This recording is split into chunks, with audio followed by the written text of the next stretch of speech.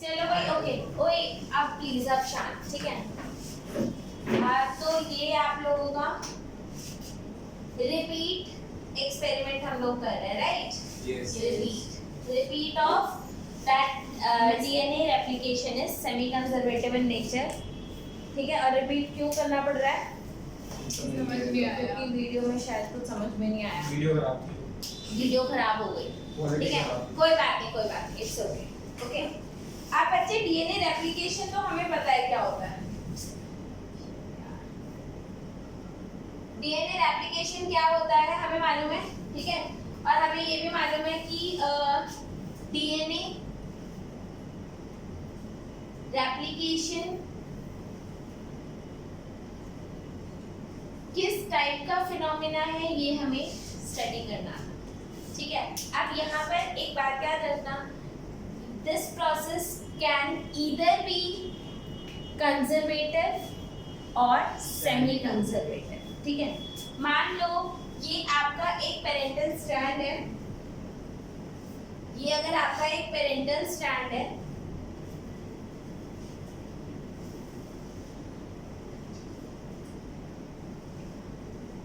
कुछ इस टाइप का सा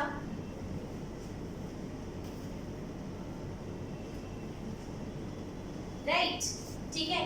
जब भी डीएनए रेप्लिकेट करता है then your DNA get open so two strands will be opened like this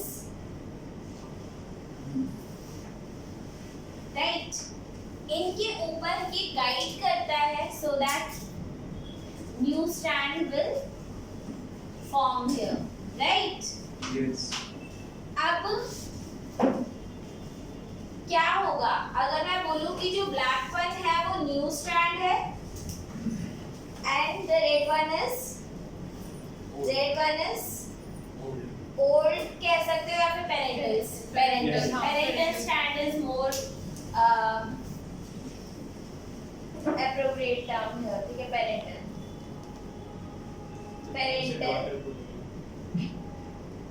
parental strand ठीक है। अब क्या ऐसा होता है कि आपका जो पेरेंटल स्ट्रैंड है वो दोनों फिर से कंबाइन हो गए एंड आपके जो दोनों न्यू स्ट्रैंड्स थे वो दोनों आपस में कंबाइन हो गए। ऐसा भी तो हो सकता था Yes. ऐसा हो सकता था अगर ऐसा होता तो हम इसे क्या बोलते कंजर्वेटिव। और इसे कंजर्वेटिव क्यों बोलते बच्चे बिकॉज आपके पेरेंटल दोनों सेम है। क्या आपका पेरेंटल डीएनए कभी चेंज होता फिर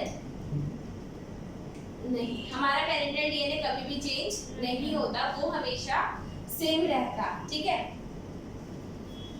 एक तो ये हमारे पास प्लान था and we can say that this was case 1 this was case 1 now we also have another case 2 जहाँ पर ये हमारा पेरेंटल स्ट्रैंड है राइट ओके ये ओपन हो गया बच्चे एक स्ट्रैंड आपका ऐसा हो गया and definitely new strand was synthesized with this right okay अगर ये इस तरीके का होता तो हम इसे बोलते सेमी कंजर्वेटिव। अब बच्चे ये दोनों हमारे पास हाइपोथेसिस थे ठीक है। हमें पता नहीं which one is true ये मानकर चलो 1958 की बात हो रही है कौन सा ईयर है 1958 हमें नहीं पता। अब किसी भी चीज को मैंने आप लोगों को लास्ट क्लास में भी ये बात बहुत अच्छे से समझाई थी कि हम डीएनए को देख नहीं सकते। क्या हम देख सकते हैं डीएनए को हम देख नहीं सकते बच्चे। आपका अगर मैं बोलूं कि जैसे okay you all know that PhD में कितना टाइम लगा मुझे 8 साल में 25 दिन कम ठीक है 8 साल में 25 दिन कम लगे इतने ओके। तो इतना टाइम लगता क्यों है वो ज़्यादा टाइम और काम क्या करना होता है बच्चे। काम मेरा यही था डीएनए को जोड़ना तोड़ना उसमें डालना जीनोम सीक्वेंस कराना, टोटल कंप्लीटली यही काम था, ठीक है। यस, ठीक है। तो इसमें इतना टाइम क्यों लगता है बच्चे? क्यों? क्योंकि हमें डीएनए के पार्टिकल्स दिखते नहीं हैं और हम इनको इनडायरेक्ट एविडेंसेस से बताते हैं। जैसे मान लो इनडायरेक्ट एविडेंस का मतलब अब जैसे मैं मान लो जैसे मम्मी है किसी की भी, ठीक है, उन्होंने बच्चे को लंच दिया, ठीक है, बच्चा स्कूल से जब वापस आया तो लंच का डब्बा खाली था, तो इससे क्या कंक्लूड किया जाएगा? बच्चे ने खा लिया। ऐसा कंक्लूड किया जाएगा कि बच्चे ने खाना खा लिया है। लेकिन क्या जरूरी है? क्या मम्मी को एग्जैक्टली पता है कि वो खाना बच्चे ने खाया है? ये डायरेक्ट एविडेंस है या इनडायरेक्ट एविडेंस है? Indirect. ये कंप्लीटली इनडायरेक्ट एविडेंस है। There can be 2-3 possibilities. पहला, बच्चे ने खुद खाना खाया है, दूसरा बच्चे ने किसी को खिला दिया है, तीसरा बच्चे ने फेंक दिया है क्योंकि उसे पता है कि अगर डब्बा वापस गया घर पे तो पिटाई होगी, ठीक है। तो तीनों पॉसिबिलिटीज हैं। तो सिर्फ डब्बे को देखकर ये बताना कि बच्चे ने खाना खाया होगा, ये इनडायरेक्ट एविडेंस है ना, समझ में आई बात? तो इस तरीके से हम लोग यहाँ पर भी किस चीज पर रिलाय करते हैं? इनडायरेक्ट एविडेंस से, ठीक है। अब बहुत सारी ऐसी चीजें और होती है, जैसे मान लो अब मम्मी ने स्पेशली खीर में नमक डाल दिया हो, स्पेशली इंटेंशनली ये चेक करने के लिए कि बच्चा खाता है या नहीं खाता, और उन्होंने घराटे पे क्वेश्चन पूछ दिया खीर कैसी थी, अगर उसने बोला अच्छी थी तब गया क्योंकि मम्मी को तो पता है खीर में नमक डाला था और अगर उसने बोला खीर में नमक था तो बच्चा बच गया। समझ रहे हो? तो यहाँ पर मम्मी ने डायरेक्ट के साथ ही थोड़ा और एविडेंस जोड़ दिया कि बेटा अब तो पकड़ा जाएगा, ठीक है, किसी भी तरीके से पकड़ा जाएगा। आई बात समझ में? तो यहाँ पर साइंटिस्ट अब किस तरीके से पता लगाएंगे कि कंजर्वेटिव था या सेमी कंजर्वेटिव था, उसका एक्सपेरिमेंट कर ले। किसने पता लगाया था? ये मिटा दो, मेसेल्सन एंड स्टार। ये फ्रैंकलिन स्टार। हाँ बिल्कुल, आप लोगों को नाम तो बिल्कुल याद होंगे। यस, दोस्त की फैमिली है ना।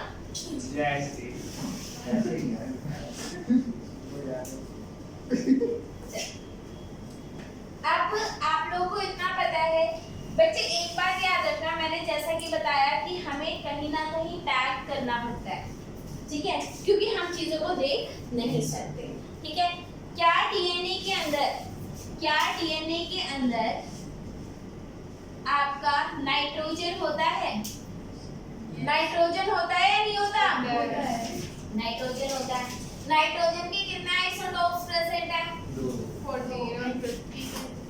14 और 15। ये कैसा आइसोटोप है? लाइट। ये कैसा है? Heavy। ये हैवी आइसोटोप है, राइट। अगर आपके हाथ में एक N14 और इस हाथ में N15 हो तो आप पता नहीं लगा पाओगे, लेकिन अगर बहुत ज्यादा है तो पता लग जाएगा। Yes। लग जाएगा, ठीक है। ये बात समझ में आई है नहीं है? ठीक है। अब इसके बाद है बच्चे आपका, आपने क्या करा, अगर आपका कोई डीएनए है जो सिर्फ ओके, बैक्टीरिया ग्रो करता है। बैक्टीरिया क्या करता है? ग्रो करता है। और आप लोगों को मालूम है हमारा फेवरेट बैक्टीरिया कौन सा है? E coli.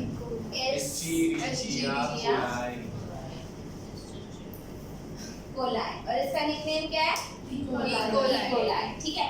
अगर मैं इस बैक्टीरिया को इस मीडियम में ग्रो करूंगी, हम बैक्टीरिया को मीडियम देते हैं कि वो कौन से मीडियम में ग्रो करे। जिस भी मीडियम में ग्रो करेगा वो चीज उसके अंदर इनकॉर्पोरेट होगी या नहीं होगी? हाँ, हो जाएगी ना बच्चे। अगर N15 है, अगर मान लो मैंने उसे सोर्स ही सिर्फ N15 दिया तो उसके डीएनए के अंदर N15 जाएगा या नहीं जाएगा? जाएगा। और अगर N14 डालूंगी तो समझ में आई बात? तो हमने किया क्या, हमने ई कोलाई लिया और ई कोलाई को हम हमने किसमें ग्रो किया? ग्रो किया हमने इसको इन a medium having N15 H4Cl हमने इसमें ग्रो किया, ठीक है। और कितनी जनरेशन तक ग्रो किया? मेनी जनरेशन, ठीक है। सेवरल जनरेशन तक आपने किया, ताकि अब आपको ये श्योर हो जाए कि जितने भी बैक्टीरिया हैं उन सबके पास क्या है? N15 H4Cl, यानी कि उनके डीएनए के अंदर क्या है? N15। अब उनका डीएनए हैवी होगा या नहीं होगा? होगा। हो सकता है कि मैं एकदम से पता ना लगा पाऊँ, लेकिन हमारे पास एक तरीका होता है जिससे हम पता लगा लेते हैं, सीजियम क्लोराइड डेंसिटी ग्रेडियंट, ठीक है। हाँ, डेंसिटी ग्रेडियंट सेंट्रीफ्यूगेशन, ठीक है। डेंसिटी ग्रेडियंट तो होगा ही होगा। ग्रेडियंट का क्या मतलब होता है मैम? डिफरेंस। एग्जैक्ट, ठीक है। तो डेंसिटी के डिफरेंस के वजह से ही तो आप सेंट्रीफ्यूज करके उसको डिफरेंशिएट कर पाते हो। समझ में आई बात? हाँ, ये समझ में आया। ग्रेडियंट का मतलब ही बच्चे क्या होता है? डिफरेंस। कंसंट्रेशन ग्रेडियंट मतलब कंसंट्रेशन डिफरेंस। आई बात समझ में? अब आपने किया क्या? अब मान लो आप जो इकोलाई था उसका पूरा स्ट्रैंड कैसा था? N15 ऐसे लगा ले, कुछ इस तरीके से इसको लगा लेते हैं।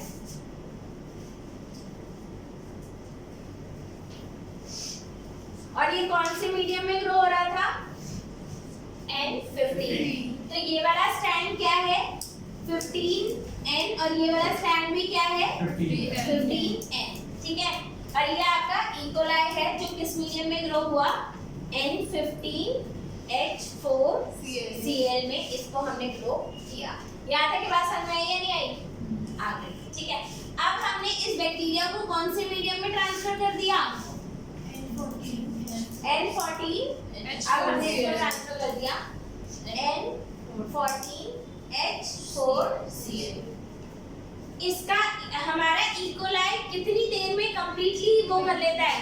रेप्लिकेट 20 मिनट्स में, ठीक है। तो आफ्टर 20 मिनट्स क्या होगा? आफ्टर 20 मिनट्स क्या होगा? ये दोनों स्टैंड ओपन हो गए, एक ये स्टैंड आ गया आपके पास, एक ये स्टैंड आ गया आपके पास, राइट। और इनके ऊपर क्या आ गया? ये आ गया आपका न्यू स्ट्रैंड।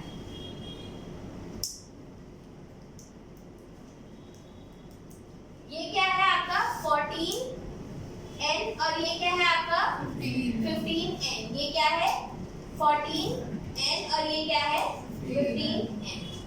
ये आफ्टर 20 मिनट्स था, ये आफ्टर 20 मिनट्स था, ठीक है। अब इसका पता हम ऐसे तो लगा नहीं सकते, तो हमारे पास क्या था? वो सेंट्रीफ्यूज ट्यूब होती है। बच्चे, हमारे पास सेंट्रीफ्यूज ट्यूब्स होती हैं, डीएनए को करने के लिए छोटी सेंट्रीफ्यूज ट्यूब्स होती हैं, और सेंट्रीफ्यूज भी हमारा इनफैक्ट छोटा सा होता है, ठीक है। हाँ, आप लोगों को मैं सीरियसली चाहे लैब लेके जाऊँ या ना लेके जाऊँ, ठीक है। I can make a video ना, मैं लेके ही चलो ओह नहीं, चलो वीडियो बना दो। वीडियो बना दो, ठीक है। बी प्रैक्टिकल, नहीं, ठीक है। हमें देखना चाहिए ना फेस टू फेस, मतलब ज्यादा अच्छा लगेगा। चोर है। आप लोग फेस टू फेस देखोगे, ये बात तो बहुत अच्छी बात है, लेकिन दीदी दिखाएंगे नहीं। मेरी मतलब तुम लोग चीजें तोड़ ताड़ दोगे। हर कोई महंगी नहीं तोड़ेंगे नहीं यार। दीदी नहीं तोड़ेंगे। अब आपका क्या हुआ? आफ्टर 40 मिनट्स क्या होगा? आफ्टर 40 मिनट्स अब क्या होगा जी?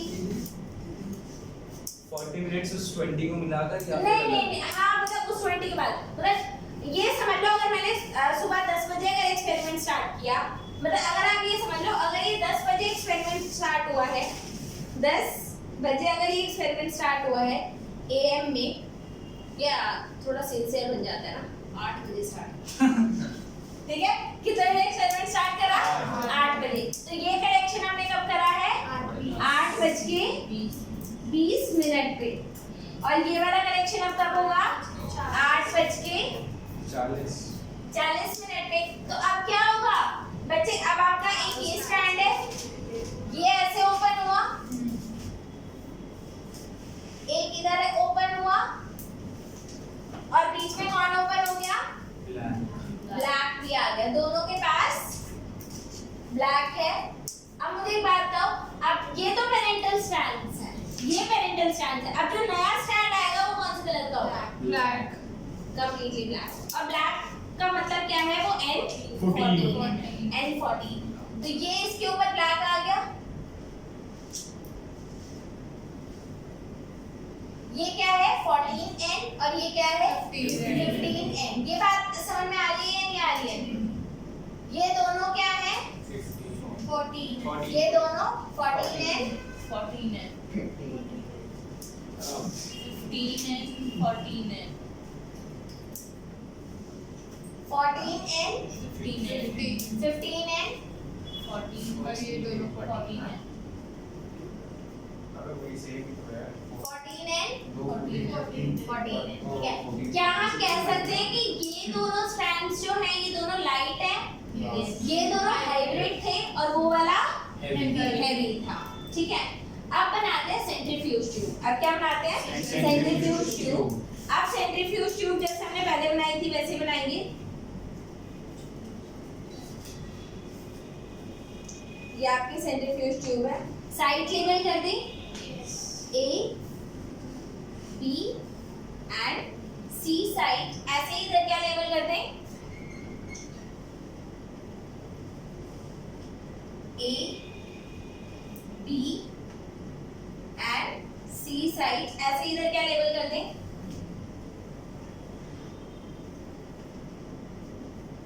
A side, B side and C side, ठीक है।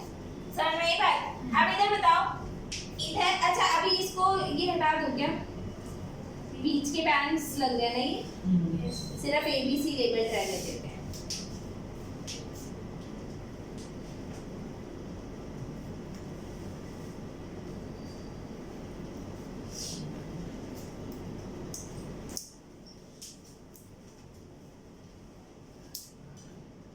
ठीक है, इसका जो आपका आएगा वो कौन सी साइड पर आएगा? ये वाला बैंड कंप्लीटली A साइड पर आएगा, और A साइड का मतलब क्या है? ये कंप्लीटली हैवी है।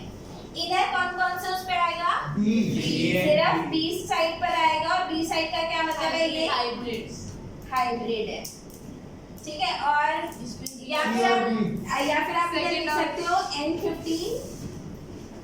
N15, और इधर क्या लिख सकते हो? N15 N14, और इधर क्या होगा? इधर आएगा B पर भी, और इधर आएगा C पर भी, ठीक है। ये वाला कौन सा होगा? N15 14, और इधर आ जाएगा N14,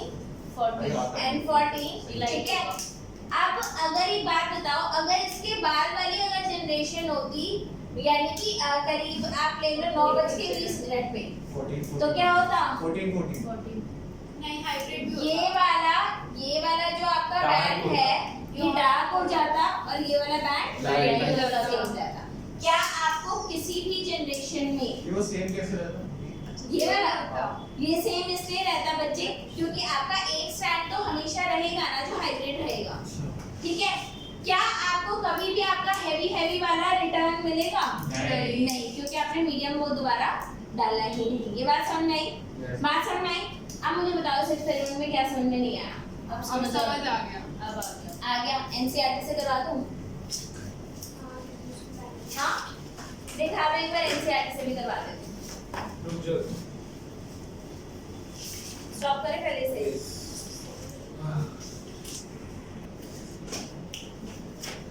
अब बच्चे इधर देख लो, एक बार एनसीईआरटी की भाषा पढ़ लो।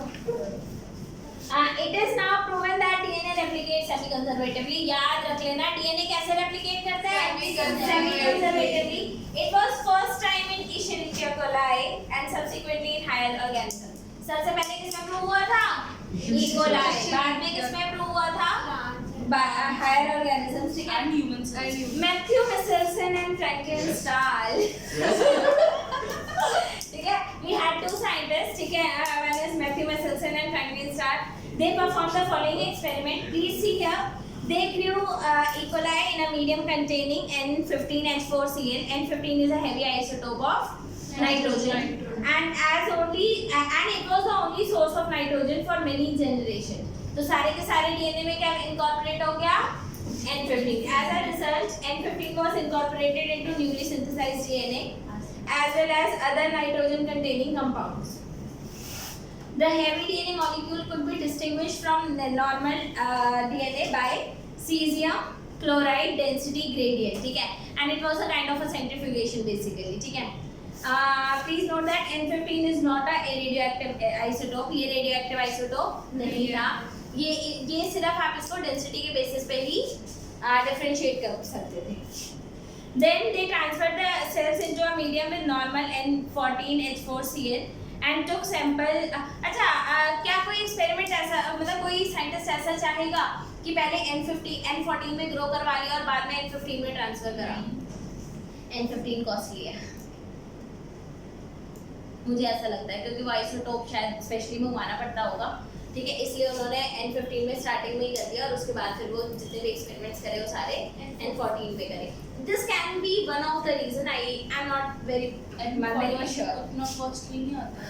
वो तो नॉर्मल है ना सॉल्ट, ठीक है. जब आपको नॉर्मल, जैसे मान लो मैं पानी की कॉस्ट देखूँ, पानी की कॉस्ट देखूँ तो कितना आएगा? 10 रुपये 12 रुपये लीटर, ठीक है. लेकिन अगर वहीं पर मैं बोलूँ हैवी वाटर लाना है, H2O नहीं D2O लाना है, D2O deuterium, protium, deuterium, tritium जो होता है, ठीक है, होता है, बच्चे केमिस्ट्री पढ़ोगे तो पता चलेगा, ठीक है. तो ड्यूट्रियम आपका होता है, मेरोज प्लीज, ठीक है, it's isotope, heavy isotope, okay. तो अगर वो वाला पानी मंगवाना होगा तो कॉस्टली होगा या नहीं होगा? होगा. और ट्रीटियम मंगवाना होगा तो और कॉस्टली होगा. तो मैं इसी बेसिस पर मैं बोल रही हूँ, but we need to confirm it again. We started the DNA and remained double-stranded helix, ठीक है. The various samples were separated independently on cesium chloride density gradients to measure the density of the DNA, ठीक है. और इन्होंने यहाँ पर क्या देखा बच्चे? इन्होंने वही देखा, पहले क्या था N15 N15, 20 मिनट के बाद क्या हो गया? हाइब्रिड, और उसके बाद क्या हो गया? Light and hybrid. ये समझ में आ गया? Thus DNA was extracted from culture after one generation. After transfer from N15 to N14 after 20 minutes, ठीक है. E. coli divides in 20 minutes, had a hybrid and intermediate density, okay, and DNA extracted from culture after one generation, मतलब 40, उसमें भी क्या था? Light और hybrid था. ये बात समझ में आ गई आप लोगों को? Very similar experiment using radioactive thymidine. तो बाद में इन्होंने क्या यूज किया था बच्चे? रेडियोएक्टिव थायमिडीन यूज किया था to detect the distribution of the newly synthesized DNA in the chromosome was performed in VCA faba. ये faba beans होते हैं आपके, by Taylor and colleagues, okay, in 1958 में. इन्होंने 1958 में एक्सपेरिमेंट दोबारा से कर लिया था. हमेशा याद रखना, कोई भी एक्सपेरिमेंट सिर्फ एक बार ही करने से माना नहीं जाता. आपको हर एक्सपेरिमेंट को कम से कम 3 से 4 बार रिपीट करना ही करना होता है. ये बात समझ में आई या नहीं आई? यस, ठीक है. इसके बाद 2-3 बातें और बताऊँ. डीएनए रेप्लिकेशन मशीनरी एंड क्या है? एंजाइम, ठीक है. अब आप लोग एक बात याद रखना, डीएनए रेप्लिकेशन सेमी कंजर्वेटिव होता है, ये तो बात आप लोगों को समझ में आ गई. हमारे पास कितना डीएनए होता है ह्यूमंस में शिवम? हमारे ह्यूमंस में कितना डीएनए होता है? बहुत सारा. अब ना लाइक पहले बताओ. अच्छा, वो 3.3 into 10 की पावर 9. Yes. हमारे पास कितने बेस पेयर्स होते हैं? 3.3 into 10 raised to power 9 base pairs. मुझे एक बात बताना है, कितना इसमें जरा बोलना, क्या बोलेंगे इसको? 3 1 2 3 4 5 6 7 8. पढ़ना जरा से कितना है? 8 है. शुगर है नहीं. 330 करोड़. 330 करोड़ उसका बोला. ये मुझे तो नहीं पता है. 3 अरब 30 करोड़. इतने बेस पेयर्स रेप्लिकेट करने होते हैं हमारे उसको, ठीक है, हमारे बॉडी को, ठीक है। और हमारे पास बच्चे जो एंजाइम होता है वो कौन सा होता है? डीएनए डिपेंडेंट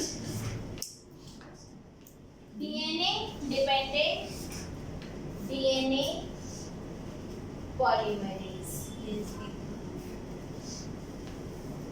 ये कौन सा एंजाइम है? DNA dependent DNA polymerase. अब नेमिंग सुन लो इसकी। ये पॉलीमराइज क्या करता है? डीएनए।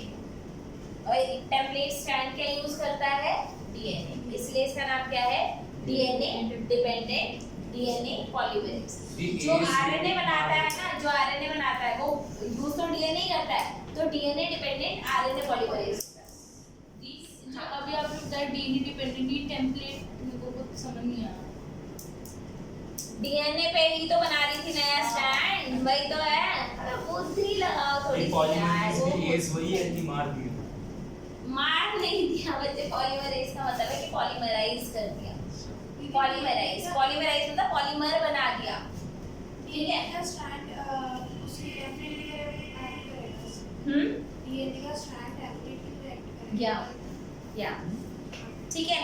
अब बच्चे डीएनए रेप्लिकेशन जो होता है ना, पहली बात ये होता बड़ी क्विक है, ठीक है। आपको पता है पर सेकंड कितने बेस पेयर्स वो पॉलीमराइज कर देता है? 2000 न्यूक्लियोटाइड्स पर सेकंड। इस स्पीड से हमारा ये एंजाइम काम करता है। किस स्पीड से काम करता है? 2000। मतलब आप ये समझो कि एक सेकंड के अंदर, मतलब आपने जैसे यहाँ पे सीक्वेंस लिखा ना, ATGCC AATTGC, ठीक है। अगर आपने ये सीक्वेंस लिखा तो ये कितने सीक्वेंसेस हैं? 1 2 3 4 5 6 7 8 9 10 11 सीक्वेंस है। मान लो मेरे को इस पे दूसरा स्टैंड लिखना हो तो मैं कैसे लिखूंगी? TACDD, जिस स्पीड, जो मेरी स्पीड चल रही है ना, बाय गॉड ये एंजाइम 1 मिनट के अंदर 2000 बेस पेयर जोड़ देता है। ओ सॉरी 1 सेकंड के अंदर 2000 बेस पेयर ये जोड़ के रख देता है। आया मजा? 2000। आप ये सोचो, आप ऐसे लिखने बैठे हो, 11 लिखने में भी मेरे को 1 सेकंड से ज्यादा लग रहा है। I'm not inside you. ये हर एक A T को हम एक गिन रहे हैं? हाँ, जैसे ये 1 हुआ, फिर ये 2 हुआ, उससे पहले पढ़ा ये G है, इसके साथ C लगाना है, फिर C पढ़ा, G लगाना है, C पढ़ा, G लगाना है। हमें टाइम और इस तरीके से ये एंजाइम 2000 न्यूक्लियोटाइड्स जोड़ता है कितने सेकंड्स में? 1 सेकंड के अंदर 2000 न्यूक्लियोटाइड्स। कैसी स्पीड है? अच्छा, स्पीड में काम करना है, ये तो बहुत सही बात है। स्पीड में काम करना है, बहुत सही बात है। What about accuracy? अगर मान लो स्पीड ज्यादा है लेकिन एक्यूरेसी कम हो गई तो फायदा नहीं। आप लोगों को याद है वो सिकल सेल एनीमिया, उसमें कितने बेस पेयर चेंज हुए थे? एक। जस्ट एक बेस पेयर। आप सोचो, आपका पूरा का पूरा जीनोम सही है, सिर्फ एक बेस पेयर खराब हो गया, कौन सी डिसीज हो जाएगी? सिकल सेल एनीमिया हो जाएगा। आगे बात सुन में, तो अगर आपका ये पॉलीमरेज एंजाइम एक्यूरेट ना हो तो क्या काम चलेगा? नहीं। इसका मतलब इसको क्विक के साथ साथ एक्यूरेसी बहुत ज्यादा इंपॉर्टेंट है। और आपको पता है ये सिर्फ ऐसा नहीं है कि ये एंजाइम आया और ऐसे ऐसे ऐसे कर गया, पहले लगाता है, पहले ये लगाएगा, फिर ये लगाएगा, फिर पीछे आकर के ये भी देखता है कि क्या मैंने सही जोड़ा, फिर आगे बढ़ेगा, फिर पहले ये लगाएगा, फिर देखेगा क्या मैंने सही जोड़ा। तो हर स्टेप पे ही क्या करता है? रीचेक करता है। समझ में आई बात? ठीक है। हाँ, इसको बोलते हैं प्रूफ रीडिंग। इस एक्टिविटी को क्या बोलते हैं? Proof reading. यानी कि सेल एनीमिया ये कह सकते हैं कि उसने वापस जाके चेक नहीं किया। बच्चे चेक किया या नहीं किया वो बात अलग है। एक्चुअली होता क्या है, इतना एक्यूरेट होने के बाद भी क्या गलतियां नहीं होती?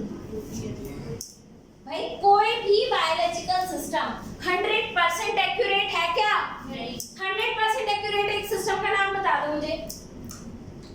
कोई भी नहीं है, ठीक है। तो गलतियां तो होती है कि अच्छा एक बात बताओ जरा, हम यहाँ पे कितने लोग हैं? 2 4 6 8 10 और 11, ठीक है 11 लोग हैं। हम 11 लोगों में से कितने लोगों ने अपने घर में सिकल सेल एनीमिया का पेशेंट देखा है? आप लोगों की फैमिली में कोई सिकल सेल एनीमिया का patient? No. See the accuracy of the enzyme. भाई यहाँ पे 11 लोग हैं और किसी की भी फैमिली में किसी को sickle cell anaemia, this is the accuracy. लेकिन हाँ, अगर मैं पूरी इंडिया की बात करूं तो क्या मिलेगा? हाँ, कुछ कुछ मिलते हैं बच्चे, सिकल सेल एनीमिया के पेशेंट आपको मिलेंगे। तो ये इतना एक्यूरेट होने के बाद भी मिस्टेक बहुत रेयर होता होगा मिस्टेक। बच्चे, बहुत रेयर तो नहीं है। अरे 11 लोग में नहीं मिला, यहाँ पे 1100 लोग ला दूं तो मिल जाएगा। तो एक आधे मिल जाएंगे। तो इतना भी रेयर नहीं है। इतना रेयर है क्या? नहीं। मतलब आप ये समझो कि एक्यूरेट तो है लेकिन उसके बाद भी मिस्टेक्स हो जाती है। आई बात समझ? आपको डीएनए को रेप्लिकेट करना है। पहली बात, एक बात याद रखना, whenever your DNA is replicating, ठीक है, आपका पूरा जीनोम रेप्लिकेट करता है, आपका पूरा का पूरा जीनोम रेप्लिकेट करेगा। I hope you know what is genome. What is genome? Total haploid DNA content of a cell. आई बात समझ में? अब डीएनए को बच्चे ओपन करना है। डीएनए को क्या करना है? मैंने बताया था ना, 2 स्ट्रैंड्स हैं और वो क्या होने हैं? ओपन होने हैं। कौन सा एंजाइम ओपन करता है? हेलिकेज। हेलिकेज दे रखा है, टोपोआइसोमरेज दे रखा है। कौन सा एंजाइम दे रखा है?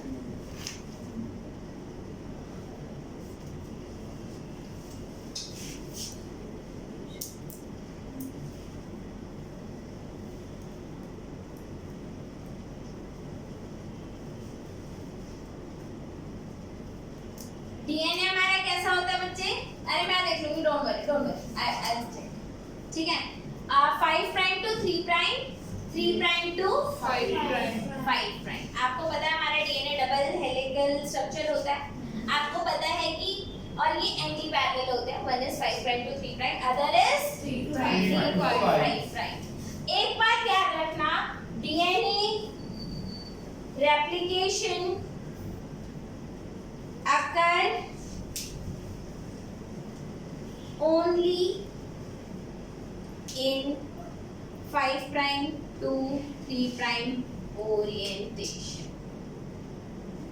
सिर्फ इसी ओरिएंटेशन में डीएनए रेप्लिकेशन होता है, दूसरे ओरिएंटेशन में नहीं होता, ठीक है।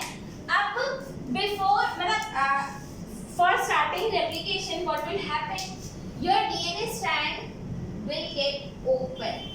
Your DNA strand will get open. ये आपका 5 प्राइम टू 3 प्राइम, ये आपका 3 प्राइम टू 5 प्राइम, ठीक है। आई बात समझ रहे हो? 5 prime to 3 prime, 3 prime to 5 prime, okay. अब होगा, इसे क्या बोलते हैं? Replication form. इसे क्या बोलते हैं? Replication form. फ्रॉक नहीं बोलते फॉर्म, ठीक है। अरे ठीक है, अंग्रेज जो हेलिक्स है अभी जो आपने पूछा था, है हेलिक्स है। हेलिक्स को डीएनए हेलिक्स लिखा है। हेलिकेज, ठीक है। ठीक है बच्चे, ये बात समझ में आई? आपका डीएनए ओपन हो गया। इन्होंने यहाँ पे दे रखा है कौन से एंजाइम से ओपन हुआ है ये? Replication form, okay. DNA helix. आते वो शट अप। वो नहीं खोलता, बच्चे प्लीज, वो खोलता है। चलो वो खैर मैं देख लूंगी। पता नहीं इसकी, ये किसकी किताब है? साक्षी। इसमें दोनों तुमने लिखा है क्या अभी? अच्छा, इसमें दोनों एंजाइम्स के नाम लिखे हुए हैं। टोपोआइसोमरेज भी लिखा हुआ है और हेलिकेज भी लिखा हुआ है। डोंट वरी, ठीक है। ये बात समझ में आई? अब प्लीज यहाँ पर ध्यान दो, वो स्ट्रैंड जिसकी पोलैरिटी 3 to 5 है, जिसकी पोलैरिटी 3 to 5 है, वहां पर तो आपका डीएनए तुरंत ऐसे कॉन्टिन्यूअसली सिंथेसाइज हो जाएगा 5 प्राइम टू 3 प्राइम। तो यहाँ पे जो सिंथेसिस होगी वो कैसी होगी? कॉन्टिन्यूअस, ठीक है। जिसकी पोलैरिटी 3 to 5 है, तो जिसकी पोलैरिटी 3 प्राइम टू 5 प्राइम है वो उसमें सिंथेसिस कैसी होगी? Continuous. कॉन्टिन्यूअस। ठीक है, जिसकी पोलैरिटी 5 प्राइम टू 3 प्राइम है, जो सेम पोलैरिटी का है, जिसकी पोलैरिटी क्या है 5 प्राइम टू 3 प्राइम, वहां पे कैसा होगा? Discontinuous. डिसकंटिन्यूअस होता क्या है 5 prime to 3 prime, 5 prime to 3 prime, फिर एंजाइम बाहर जाएगा 5 प्राइम टू 3 प्राइम, फिर जाएगा इधर 5 प्राइम टू 3 प्राइम, फिर इधर जाएगा 5 प्राइम टू 3 प्राइम। आई बात समझ में? तो यहाँ पे कैसा है? डिसकंटिन्यूअस। यहाँ पे कैसा है? कॉन्टिन्यूअस। अब यहाँ पे आप देखो छोटे छोटे निक्स बन गए। क्या बन गए? छोटे छोटे निक्स बन गए। These nicks are later on joined by enzyme called DNA ligase। क्या बोलते हैं इसे? DNA ligase। बच्चे एक बात याद रखना, हमारी पूरा जो सिस्टम है मतलब मॉलिक्यूलर बायोलॉजी है, the whole molecular biology works on 2 enzyme। पूरी की पूरी मॉलिक्यूलर बायोलॉजी किन 2 एंजाइम पे काम करती है? पहला DNA ligase, दूसरा restriction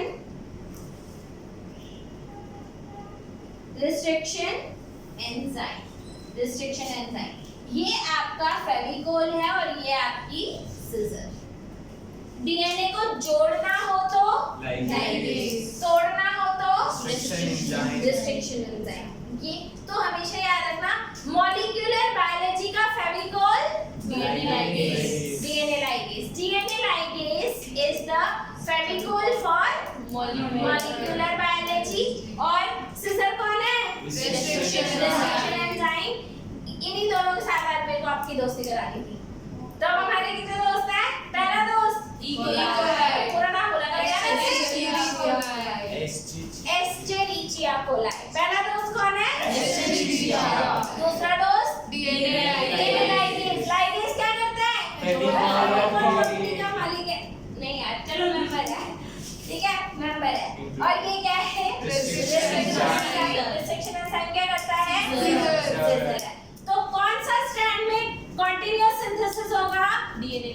ओए होए 3 प्राइम टू 5 प्राइम। कौन से में डिसकंटीन्यूअस होगा? 5 टू 3 प्राइम। ठीक है, अच्छा ये बातें तो ठीक है। इनमें एक स्ट्रैंड होता है लीडिंग स्ट्रैंड और एक होता है लैगिंग। एक होता है लीडिंग बोले तो जो आगे निकल जाएगा, लैगिंग बोले तो जो पीछे रह जाएगा। आपको क्या लगता है कौन सा स्ट्रैंड जो होगा वो लीडिंग होगा? कॉन्टिन्यूअस वाला। और कौन सा लैगिंग होगा? क्योंकि उसको थोड़ा सा पीछे आ करके काम करना पड़ता है। ये बात समझ में आई है? आ गई। रेप्लिकेशन फॉर्म पता है? ये डायग्राम बना देना रेप्लिकेशन फॉर्म में।